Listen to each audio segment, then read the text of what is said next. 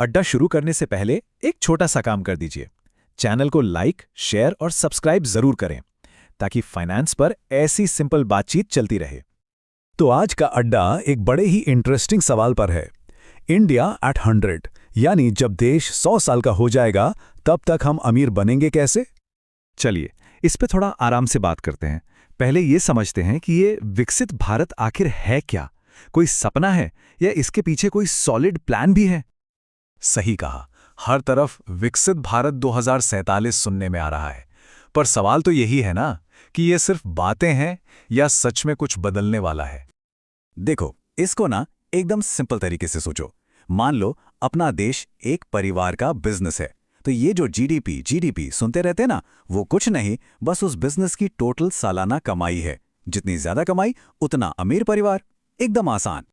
तो इस परिवार की कमाई बढ़ाने का टारगेट क्या रखा है? सुनो, 2047 तक के लिए गोल बहुत बहुत बड़ा है।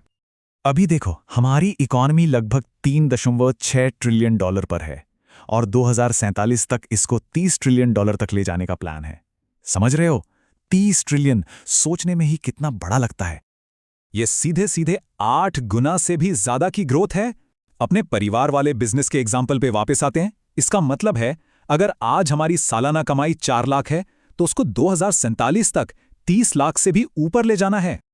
30 लाख सुनने में तो बहुत जबरदस्त लग रहा है, पर होगा कैसे? ऐसा क्या जादू होने वाला है? अरे जादू नहीं, इसके पीछे एक पूरा प्लान है। इस टारगेट को पाने के लिए 5 बड़े ग्रोथ इंजन्स पे फोकस किया जा रहा है। यही 5 सेक्टर पूरी इकोनॉमी की गाड़ी को रॉकेट की स्पीड देंगे।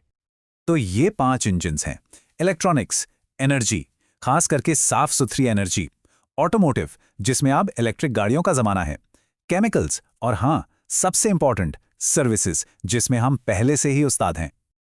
और इसमें से भी ना, सर्विसेज सेक्टर तो गेम चेंजर है। हम आईटी और बीपीओ में तो आगे हैं ही। अब सोचो, एआई और यूपीआई जैसी डिजिटल टेक्नोलॉजी इसको सुपरचार्ज कर देगी। मतलब इंडिया अब दुनिया का बैक ऑफिस नहीं, इनोवेशन लैब बनने की तैयारी में है। लेकिन जैसा कहते हैं ना, हर कहानी में एक ट्विस्ट होता है।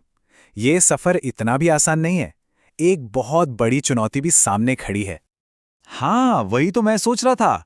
प्लान तो अच्छा है, पर दिक्कत कहाँ आएगी? कोई ना कोई चैलेंज तो जरूर होगा।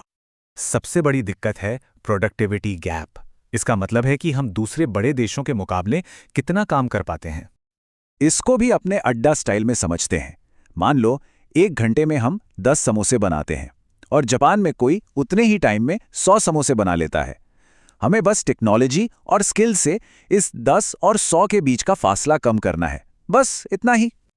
चलो, तो हमने गोल समझ लिया, प्लान समझ लिया और चैलेंज भी।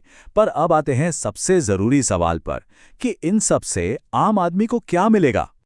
बिल्कुल, आखिर में तो बात जेब पे ही आती है ना। देश 30 ट्रिलियन का हो जाए, ठीक है, मेरी सैलरी कितनी बढ़ेगी? फर्क पड़ेगा, और छोटा मोटा नहीं, बहुत बड़ा। जब देश की टोटल कमाई बढ़ती है तो हर एक इंसान की एवरेज कमाई भी बढ़ती है।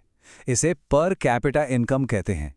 अभी ये लगभग $2,500 है, जो 2047 तक $15,000 तक जा सकती है। सोचो इसका मतलब। इसका सीधा साधा मतलब है कि एक एवरेज इंडियन की कमाई 6 गुना तक बढ़ सकती है। 6 गुना! जो आज 50,000 कमा रहा है, वो 3 लाख महीना तक कमा सकता है। तो ये अपॉर्चुनिटी तो सामने दिख रही है, पर इसको सच करने में हमारा, आपका क्या रोल है? ये जो 2047 तक का सफर है ना, ये सिर्फ सरकार का नहीं, हम सब बिल्डर्स यानी निर्माताओं का सफर है। हम सब इस देश को बना रहे हैं, अपनी जॉब से, अपने बिजनेस से, या फिर सही जगह इन्वेस्ट करके। और इसीलिए सबसे जरूरी बात यह है कि ये हम सब के लिए जिंदगी में एक बार आने वाली वेल्थ क्रिएशन की अपॉर्चुनिटी है। ऐसा मौका बार बार नहीं मिलता। तो मौका तो है, पर इस मौके का फायदा कैसे उठाएं? इन्वेस्टमेंट कहाँ करें? कौन से स्टॉक्स या म्यूचुअल फंड्स पे नजर रखें? इस पर हम अगले अड्डा में बात करेंगे। ये सब जानने के लिए पैसा अड्डा को सब्सक्राइब करना मत भूलिएगा। याद रखिएगा, यहाँ फाइनेंस सिंपल है, अड्डा स्टाइल में।